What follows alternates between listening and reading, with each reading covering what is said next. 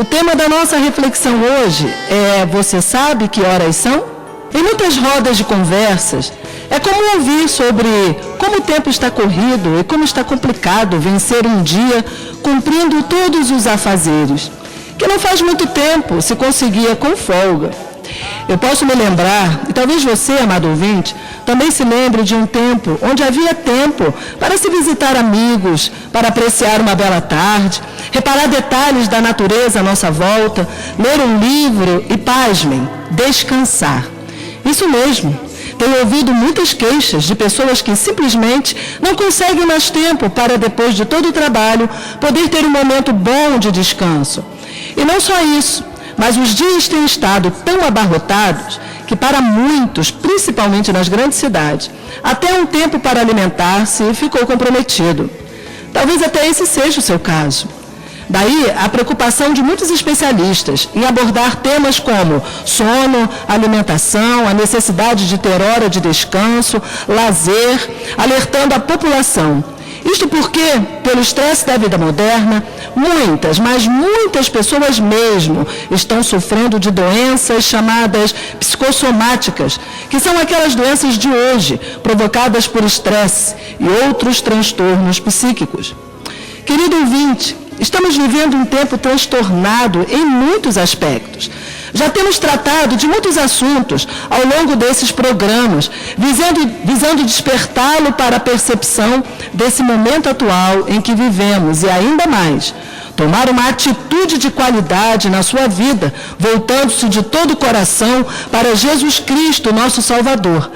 Mas hoje, especificamente, desejamos nos deter no tempo. Ouça o que Jesus nos diz no sermão profético, em Mateus 24, 37, 38 e 44.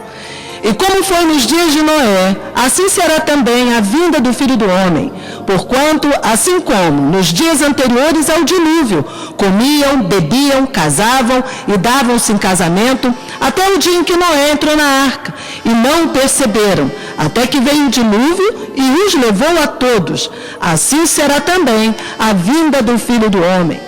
Por isso, estai vós apercebidos também, porque o Filho do Homem há de vir a hora em que não penseis. Bem, vemos aqui Jesus comparando o tempo do dilúvio com o tempo que está para acontecer por ocasião da sua vinda. Ora, sabemos que quando veio o dilúvio, foi num tempo de juízo, quando aquela geração desagradou tanto a Deus, saturando a terra com a sua iniquidade, que o fez exterminar tudo através das águas do dilúvio. Noé, chamado nas Escrituras de pregoeiro da verdade, construiu a arca, obedecendo a um comando do próprio Deus, e pregou por cerca de 100 anos para a sua geração as coisas que deveriam acontecer. Mas aquele povo zombou bem de Noé e continuaram a viver a vida alheios a Deus e a sua palavra, não fazendo caso das advertências de Noé. Então, todos sabem que num dia em que não pensaram, veio o dilúvio e os levou a todos, se salvando apenas a família de Noé, que achou graça diante de Deus.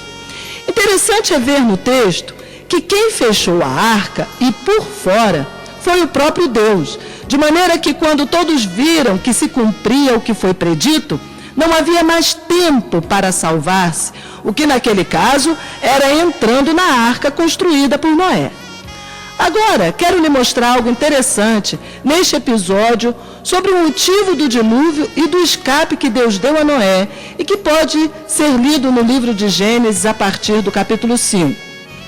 E viu o Senhor que a maldade do homem se multiplicara sobre a terra e que toda a imaginação dos pensamentos de seu coração era só má continuamente.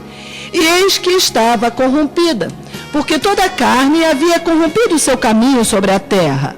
Então disse Deus a Noé: o fim de toda a carne é vindo perante a minha face, porque a terra está cheia de violência, e eis que os desfarei com a terra. Faze para ti uma arca de madeira de gofer. Farás compartimentos na arca e a betumarás por dentro e por fora com betume. E os que entraram eram macho e fêmea de toda a carne, como Deus lhe tinha ordenado. E o Senhor o fechou dentro.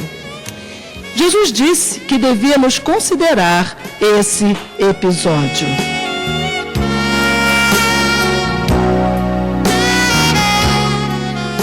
Amado ouvinte, que a maldade se multiplicou sobre a terra hoje, como naquele tempo, é um fato. Que a imaginação dos pensamentos do coração do homem é má continuamente e com isso toda a terra está corrompida, também é fato. E que estamos num tempo onde o juízo de Deus está prestes a descer sobre toda a carne, certamente não há dúvidas para os que estão atentos, porque todos os sinais apontam para isto. Há sinais no céu e há sinais na terra. Porém, o que desejamos chamar a atenção é para o trecho que diz: e o Senhor o fechou dentro. Foi precisamente o próprio Deus que fechou aquela arca no momento determinado por ele, que nem Noé sabia qual seria esse momento. Dá até para imaginar a reação das pessoas quando viram a chuva começar a cair. O desespero diante do cumprimento daquela palavra que tinha sido pregada por cerca de 100 anos e que eles tinham ouvido, porém não haviam dado atenção. E agora? Agora Deus já tinha fechado a arca e ninguém poderia mais abri-la. Por mais que Noé quisesse ajudá-los, foi Deus quem fechou a arca quando a medida da iniquidade dos homens se encheu e fez precipitar a sua ira. Pode saber, querido ouvinte, que quando o juízo de Yahvé vier, será sem misericórdia, como aprendemos com os dias de Noé. A palavra é enfática ao dizer que de Deus não se zomba, e que tudo que o homem semear, isto também ceifará. Ainda encontramos outro trecho nas Escrituras que faz comparação entre os dias de Noé e os nossos dias. Está no livro de 1 de Pedro 3, de 18 a 22. Ouça com atenção. Porque também Cristo padeceu uma vez pelos pecados, o justo pelos injustos, para levar-nos a Deus. Mortificado na verdade na carne, mas vivificado pelo Espírito, no qual também foi e pregou aos espíritos em prisão, os quais no outro tempo foram rebeldes, quanto à longanimidade de Deus, esperava nos dias de Noé, enquanto se preparava a arca, na qual poucas, isto é, 8, almas se salvaram pela água. Que também, como uma verdadeira figura, agora vos salva. O batismo não do despojamento da imundícia da carne, mas da indagação de uma boa consciência para com Deus, pela ressurreição de Jesus Cristo, o qual está à destra de Deus, tendo subido ao céu, havendo-se-lhe sujeitado os anjos e as autoridades e as potências. Glória a Deus! E ainda nos diz, falando de Cristo, no mesmo livro, que aquele que já padeceu na carne já cessou do pecado, para que no tempo que vos resta na carne, não vivais mais segundo os desejos dos homens, mas segundo a vontade de Deus. Fazemos muito bem em dar ouvidos à pregação do Evangelho de Jesus Cristo e aceitar o convite amoroso de Deus ao mundo que se reconcilie com Ele. Este é o tempo da graça, tempo da visitação de Deus ao mundo, às nações, ao nosso Brasil, a Nova Friburgo. Esse é o tempo da visitação de Deus a você e à sua casa. Tempo que você ainda pode escolher dizer como Josué e todos os que engrossam este coro: eu e a minha casa serviremos ao Senhor. Aleluia!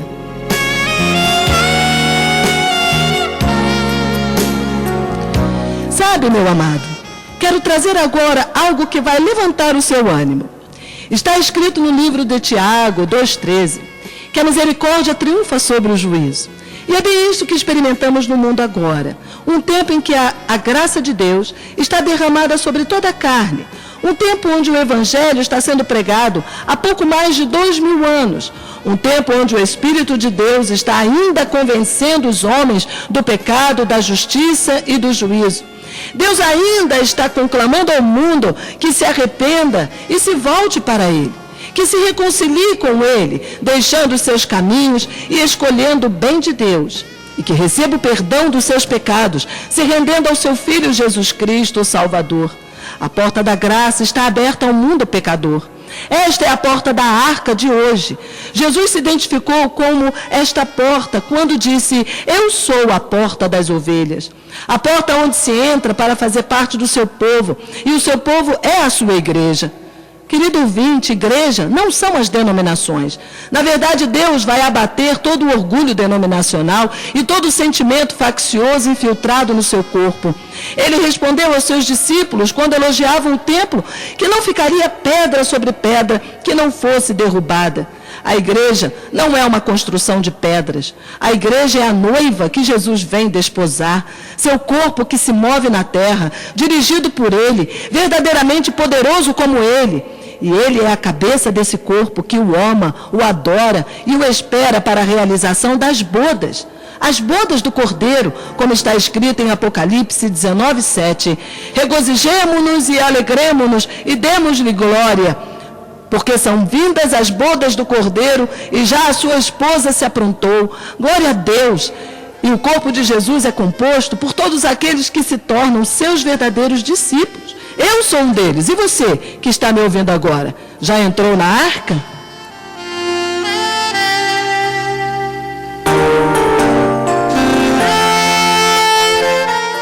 Amado, está escrito que Yahvé não tem prazer na morte de ninguém, mas que deseja que todos cheguem ao pleno conhecimento da verdade.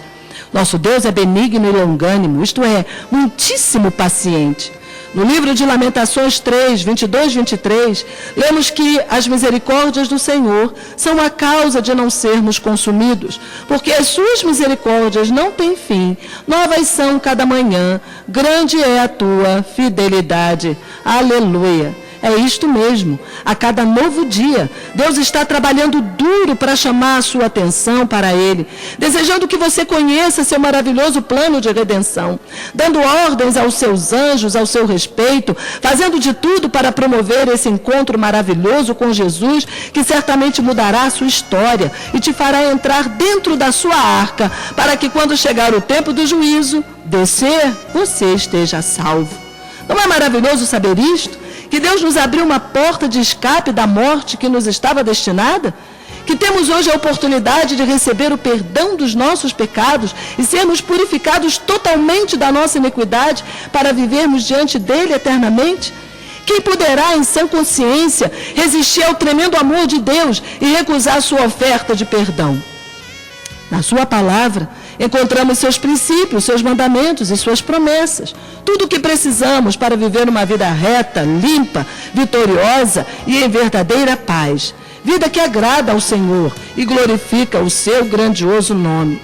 Atente para o que Ele faz chegar aos seus ouvidos hoje, em Salmos 37:5. Entrega o teu caminho ao Senhor, confia nele e Ele tudo fará. Amado, a palavra nos diz que há somente duas portas nesse mundo por onde se pode entrar.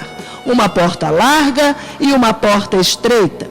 Jesus falou assim dessas portas com seus caminhos no Sermão do Monte em Mateus 7, 13 e 14. Entrai pela porta estreita, porque larga é a porta e espaçoso o caminho que conduz à perdição, e muitos são os que entram por ela. E porque estreita é a porta e apertado o caminho que leva à vida, e poucos há que a encontrem. No tempo de Noé, a porta estreita simbolizava entrar na arca, esperando chuva num lugar muito seco. No nosso tempo, a porta estreita significa sair do comando da sua vida e da influência do mundo e se submeter aos desígnios de Deus revelado em sua palavra, recebendo a salvação pela fé em Jesus Cristo. Noé creu em Deus, que o dilúvio viria, e mesmo ridicularizado pelos seus contemporâneos, obedeceu a Deus e se dedicou a construir a arca. E ao final, somente ele, com sua família, foram salvos do meio das águas. E hoje não é diferente. O justo viverá pela fé, diz a palavra. Aqueles que são de Cristo não andam mais pelo que veem, ou tocam, ou sentem, ou seja, não se movem mais pelas sensações, mas caminham pela fé em Deus por meio de Cristo, que disse: quem de mim se alimenta, por mim viverá. Andam pelo que creem, ainda que as circunstâncias digam ao contrário, como nos dias de Noé, aguardando a tão esperada vinda do Senhor da glória, que virá tomar posse do seu reino. Aleluia!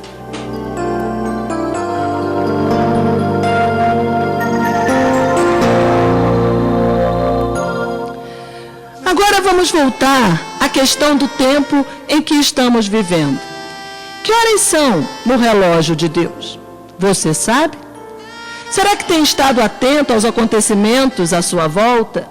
Jesus fala que o povo hoje se comporta do mesmo jeito como naquele tempo. Casam, trabalham, negociam, compram, vão a festas, cuidam dos filhos e da casa, ou seja, a vida corre em sua normalidade enquanto tudo está se cumprindo. Ter olhos para perceber isto é um assunto espiritual. E não é somente pelo fato de eu estar falando que alguém agora poderá perceber esse tempo. Mas esse conhecimento é revelado, é dado por Deus, pelo seu Espírito àqueles que são de Jesus. Ele diz ao seu povo acerca daquele dia em Tessalonicenses 5, 4, 6. Mas vós, irmãos, já não estáis em trevas, para que aquele dia vos surpreenda como um ladrão. Porque todos vós sois filhos da luz e filhos do dia. Nós não somos da noite nem das trevas. Não durmamos, pois, como os demais, mas vigiemos e sejamos sóbrios. O cuidado de Deus é que, pelo Espírito Santo, podemos perceber em que estação estamos. E queremos te dizer, amado, que estamos no tempo do fim, no limiar da história, e que toda essa revolução que há no mundo, crises e mais crises, revolução climática, revolução moral, familiar, financeira e muitos outros sinais que nos fazem entrar em alerta máximo de que é tempo de nos aprontarmos para receber Jesus Cristo, o Rei dos Reis, vindo na sua glória. O cuidado de Deus com o seu povo é tão grande que ele diz na palavra em Mateus 24, 22, e se aqueles dias não fossem abreviados, nenhuma carne se salvaria, mas por causa dos escolhidos serão abreviados aqueles dias. É isto mesmo que ouvimos, por causa dos eleitos de Deus, o tempo está sendo abreviado. E você sabia, querido ouvinte, que os próprios cientistas andam constatando isto e estão pesquisando o assunto do sumiço do tempo? Mas nós sabemos bem que o tempo é espiritual e tem um valor eterno. Yahvé é o Senhor do tempo e do espaço. Tudo o que foi por ele predito se cumprirá perfeitamente, porque ele não é homem para que minta, e nem filho do homem para que se arrependa. Ele é o único Deus, digno de ser adorado, magnificado, exaltado. E Jesus reinará pelos séculos dos séculos. Amém. Sabe que horas são na sua vida, amado? Você que foi tocado pelo Espírito de Deus com essa mensagem? É o tempo de reconhecer a visitação de Deus, de ter o seu coração quebrantado, ouvindo a sua voz docemente te chamando. É o tempo e a hora de entregar seu coração verdadeiramente para Jesus. Deixe que Ele tome conta da sua vida, cure suas feridas, sare a sua dor e opere o maior dos milagres, que é te transportar para a sua arca de salvação, te transportando para o seu reino eterno, que virá ao seu coração te fazendo uma nova criação, um filho de Yahvé. Glória, glória e aleluia.